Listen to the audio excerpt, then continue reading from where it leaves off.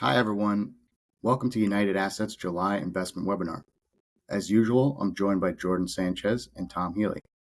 We're going to take you through what's been quite an eventful quarter for policy and markets, and also share how we've been positioning our client portfolios. To get us started, I'll turn it right over to Jiorden for a review of the quarter. Thanks, Matt. So if the second quarter statement was your first peek at the markets this year, and you've skipped financial headlines along the way, on the surface, 2025 appears to be shaping up like an ordinary year. So as seen in Exhibit 1, following a very strong second quarter, stocks and bonds posted mid to low single-digit returns through the first half, which is about half the performance you would expect in an ordinary year. But don't let that fool you. The path to this point has been anything but ordinary. Consistent with our expectations for heightened volatility in a year with significant policy changes, buried within the S&P 500's 6% return was a sharp 19% drawdown and a swift 23% recovery, which has since resulted in new all-time highs. Putting all that in perspective, Exhibit 2 illustrates the distance traveled over 4 short months this year compared with that of prior corrections and bear markets. Now, Matt and I will wrap up the video with how we've been navigating through these ups and downs and share a few opportunistic adjustments we made along the way. But first, I'll pass it over to Tom for an update on the evolving fiscal policy and its economic ramifications. Thank you, Jiorden. As Jiorden noted, this year has been anything but a normal year from a policy perspective, and we anticipated that. One of the main policies that is affecting things like markets, interest rates, and the economy has been tariff policy. And so what we're showing here is how the tariff policy has really had an impact on first half GDP numbers. Looking into the shaded area, what we're showing here is the line is GDP growth. The bars for each quarter are the components of GDP, things like consumer spending, business spending, inventories, and then imports and exports. And when you see in the shaded area in the first quarter, GDP growth actually moved into negative territory at negative 0.5%. And that was driven by the orange bar, which is net imports. What happened is, in anticipation of the tariffs, there was a large pull forward in imports into the U.S., which is a negative for GDP growth. But what you can see in the second quarter is that has gone the other way as it's working to normalization, and we've seen that move upward. As a result, we're seeing a rebound in the second quarter in GDP growth. So just like Jiorden mentioned with markets, we saw a big drawdown in the economy in the first quarter, followed by a move upward in the second quarter. Now, overall, we are seeing a moderating of growth in the economy, and a lot of that will depend on how the green piece, which is consumer and business spending, plays out. That has slowed in recent quarters.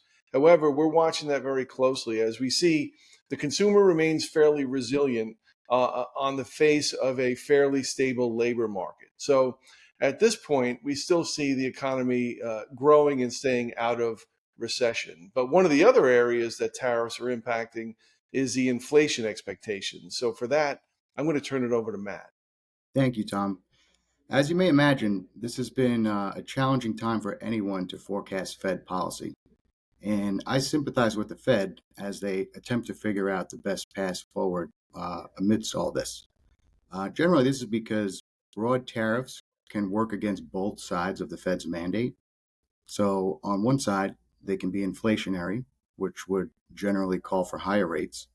And then on the other side, if they slow economic growth, that goes against it and it would call for lower rates. So just to kind of give you a sense of how the inflation expectations are bouncing around, I point you to the chart on the left here. And what this does is it maps a year forward expectation for inflation. So what you can see is that between Election Day and Liberation Day, the inflation outlook has generally been rising.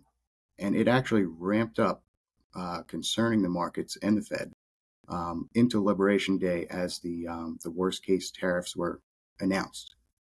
But what we've seen happen since then is the administration has softened its tone. Some trade deals have gotten done. And also real-time inflation readings have actually come in tame. And that has been generally driven by rents moderating a little bit because they make up a good chunk of the CPI basket. So when you look at that all together, the Fed's expectation for where rates will be through the end of next year actually winds up being pretty unchanged. But you did see, quite a gyration in between there. So as you could imagine, this triggered rates moving around a lot and volatility, and we took advantage of that for our clients. So one of the things we did was pick up equity-linked structured notes for our clients, and amidst the volatile environment, we were able to secure higher coupons, longer and better call protection, and things like that for our clients to increase the yield with better protections on securities like that. Generally, with corporate credit, we saw spreads widen out, but really not far enough to get interesting enough that we felt like we were being compensated for the risk. So we were very cautious there still at this point. But one of the interesting opportunities that appears to be getting to be a better opportunity is municipal bonds.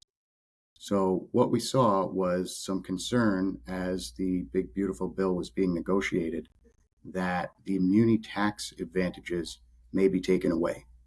So that didn't wind up happening, but it triggered a little bit of a supply demand imbalance where issuers were coming to market with new bonds and buyers were concerned.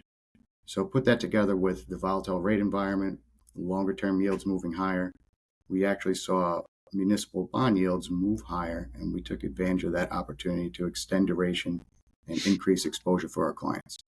So the chart on the right just shows you multi-year what muni yields are looking like. And as you can see, they're much closer to the higher end. And that's what we've really been focusing on, trying to buy more munis and take advantage of that for our clients. So generally, that's what we've been doing on the fixed income side of things.